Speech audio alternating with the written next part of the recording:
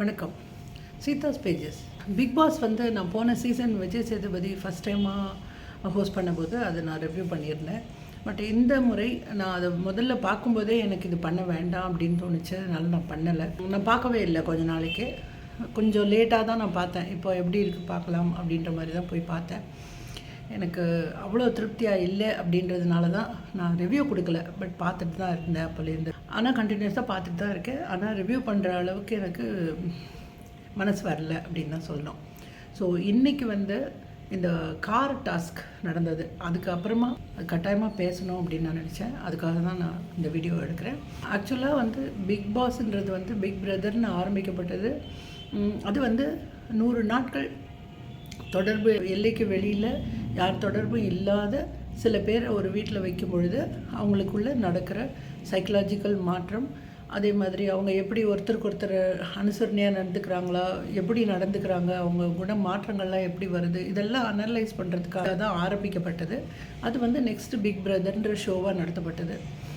அதுக்கப்புறம் இந்தியாவுக்கு வந்தது. இந்தியாவுக்கு வந்துட்டு பார்த்திங்கன்னா வேறு லாங்குவேஜஸில் வேறு மாதிரி நடக்குது. இப்போ மலையாளம் பிக் பாஸோ, தெலுங்கு பிக் பாஸோ, ஹிந்தி பிக் பாஸோ நீங்கள் தமிழ் பிக் பாஸ் கூட கம்பேர் பண்ண முடியாது. இதுக்குன்னு வேறு ரூல்ஸ் இருக்க மாதிரி தான். ஏன்னா நம்மளுடைய கல்ச்சர், நம்மளுடைய லாங்குவேஜ், நமக்கு ஒரு அந்த பழக்க வழக்கங்களை பொறுத்து எல்லாமே மாறுது.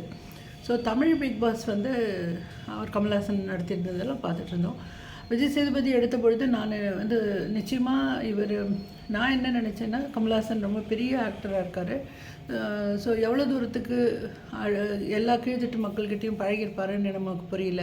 ஆனால் விஜய் சேதுபதி அந்த மாதிரி இழந்து பெரிய ஆளாக வந்தவர், அவருக்கு அதெல்லாம் புரியும் அப்படின்னு தான் என்னுடைய எண்ணமாக இருந்தது.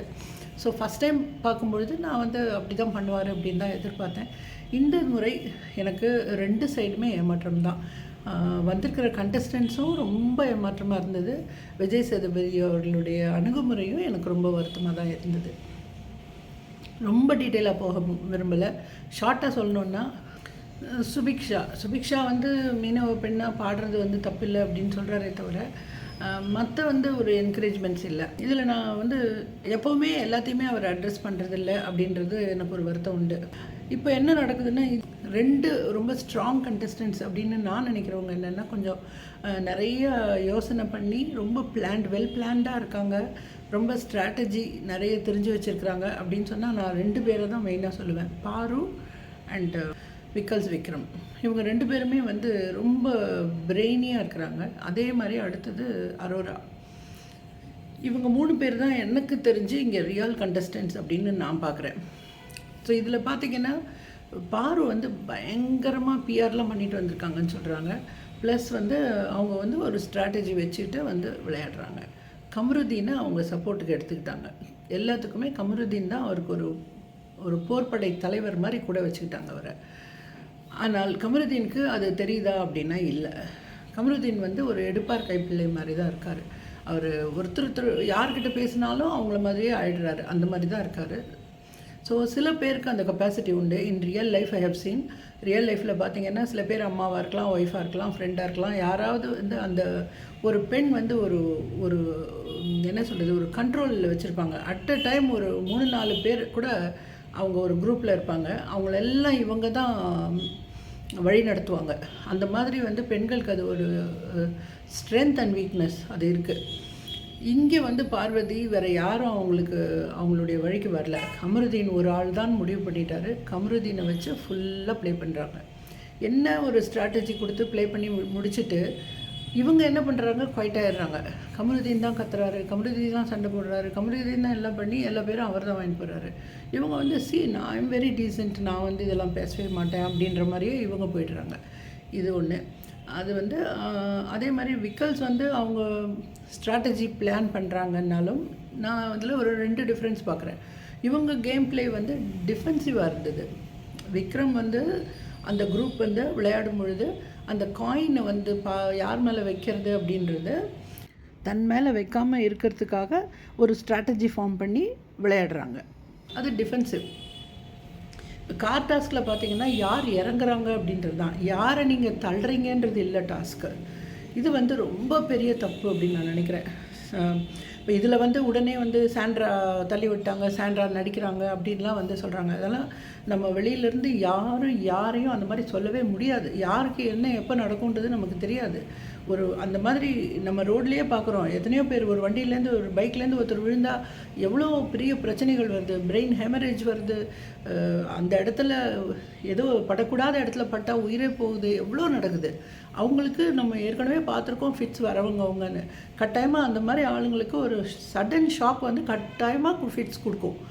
அது வந்து அது அப்படியே நடிப்பாக கூட இருக்கட்டும், நம்ம பண்ணி தானே வந்தது அப்படின்ற ஒரு சின்ன ஒரு உறுத்தல் கூட இல்லை கமருதீனுக்கும் பார்வதிக்கும்ன்றது வந்து நிஜமாலுமே ஷாக்கிங்காக இருக்குது.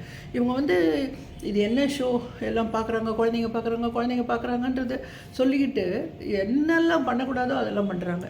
இதுக்கு வந்து நான் உண்மையிலுமே எனக்கு வந்து விஜய் சேதுபதி சார் மேலே எனக்கு நிச்சயமாலுமே ஒரு வருத்தம் உண்டு. இது வந்து ரொம்ப வளர்த்து விட்டுட்டார் அவர் தான்.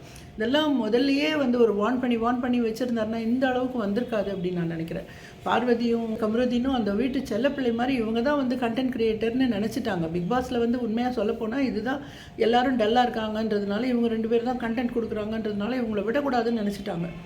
அப்படியே வச்சுட்டாங்க. ஸோ இவங்கள வெளியில் அனுப்பவே முடியாமல் இவ்வளோ நாள் வச்சாச்சு. ஆனால் இதுக்கு மேலே நிச்சயமாக வச்சுக்கக்கூடாது அப்படின்றது தான் என்னுடைய அபிப்பிராயம். ஏன்னா வந்து எப்போ பாரு அவங்க வாயை திறந்தாங்கன்னா பேசிகிட்டே இருக்காங்க பார்வதி. நம்மளால் பார்க்கவே முடியல, அந்த அளவுக்கு இருக்குது. ஸோ இது வந்து இந்த ஷோ வந்து என்ன கற்றுக் கொடுக்குது, குழந்தைங்க எல்லாம் பார்க்குறாங்கன்னு சொல்கிறாங்க. அந்த குழந்தைங்களுக்கு எது கற்றுக் கொடுக்குதுன்னே எனக்கு புரியல. இதில் வந்து நல்லது பண்ணுறவங்களுக்கு நல்ல அப்ரிசியேஷன் எப்போவுமே கிடைக்கிறதில்ல. இன்னொரு எக்ஸாம்பிள் சொல்லணுன்னா கனி வந்து எல்லாருக்கிட்டேயும் அன்பாக இருந்தாங்க. அது வந்து அவங்க நேச்சர், எல்லாருமே சொல்கிறாங்க அப்படி தான் அவங்க நேச்சர்னு. அவங்க வந்து ஒரு அன்பு கேங்குன்னு வச்சாங்க. ஸோ வந்து எஃப்ஜே வந்து அவங்கக்கிட்ட கனி அக்கான்னு சொன்னாலே அவர் வந்து ஏன் கனி அக்கான்னு சொல்கிற, பேர் சொல்ல மாட்டியா, கனி அக்கான்னு ஏன் சொல்கிற அப்படின்னு கேட்பார். அதே சாண்ட்ரா அக்கான்னு கூப்பிடுறாங்க, மற்றவங்களெல்லாம் வந்து அண்ணான்னு கூப்பிட்றாங்க, அக்கா. அப்போல்லாம் வந்து அது மாதிரி எதுவுமே வரல. அது வந்து இப்போது அமித் வழியில் வந்துட்டு சொல்கிறாரு, எவ்ரி வீக் வந்து நான் நேர்மையாக விளையாடினேன், ஆனால் என்ன தான் ரொம்ப குறை சொன்ன மாதிரியே இருந்தது அப்படின்னு. சேம் திங் ஹேப்பன் டு கனி வந்து பண்ணாத தப்புக்கு அவங்க எவ்ரி டைம் அவங்கள வந்து ஏதோ சொல்கிற மாதிரியே இருக்கும். அவங்கள கூப்பிடக்கூடாதுன்னு சொன்னபோது அந்த ரூல் எல்லாருக்குமே வந்திருக்கணும்ல, அது வரல. இந்த மாதிரி வந்து ஒரு பயஸ்டாக இருக்கிற மாதிரி தான் எனக்கு ஃபஸ்ட்டு ஃப்ரம் தி பிகினிங் இருந்தது. அதனால தான் எனக்கு வந்து நான் வந்து பண்ணவே வேண்டாம் அப்படின்னு நினச்சேன். ஆனால் இப்போ இந்த விஷயத்தில் whole house is against Parvathi and Kamaruddin. மொத்த பேரும் எதிர்த்து ஒரே அணியில் நிற்கிறாங்க. நிச்சயமாக இவங்க 2 பேரும் உடனே வெளியில் போய் தான் ஆகணும். அது இப்போ இதை பேசுறதுக்கு முன்னாடி நான் ப்ரெமோ பார்த்துட்டு வந்தேன். ப்ரெமோவில் ரெட் கார்டு 2 பேருக்கும் காட்டுறாங்க. அது உண்மையாக இருக்கும் பட்சத்தில் நான் பாராட்டுறேன். அட்லீஸ்ட் இப்போவாவது பண்ணிங்களேன்னு பாராட்டுறேன். இது வந்து ஒரு பேட் எக்ஸாம்பிள் அப்படின்னு நான் நினைக்கிறேன். இந்த மாதிரி ஆட்கள் உள்ளே இருக்கக்கூடாது. லவ் கண்டென்ட்ன்றது வந்து ஒரு 22 வயசு 23 வயசு அந்த மாதிரி ஒரு பசங்க உள்ளே வந்திருக்கிறாங்க.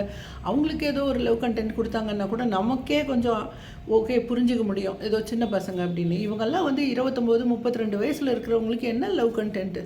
இது ரொம்ப கஷ்டமாக இருந்தது பார்க்குறதுக்கு. இதெல்லாம் பார்த்து பசங்க என்னத்தை கற்றுப்பாங்க? பசங்க கற்றுக்கிறதுக்கு இல்லைன்னா கூட பார்க்காம இருக்க மாட்டாங்க. அம்மா பார்க்கும்போது பசங்க பார்க்க தான் பார்க்குறாங்க. அந்த குழந்தைங்களுக்கு வந்து பெருசாக நீங்கள் கற்றுக் கொடுக்க வேணாம், ஆனால் கெட்டதை கற்றுக் கொடுக்காமல் இருந்தால் போதுன்ற அளவுக்கு இருக்குது இந்த ஷோ.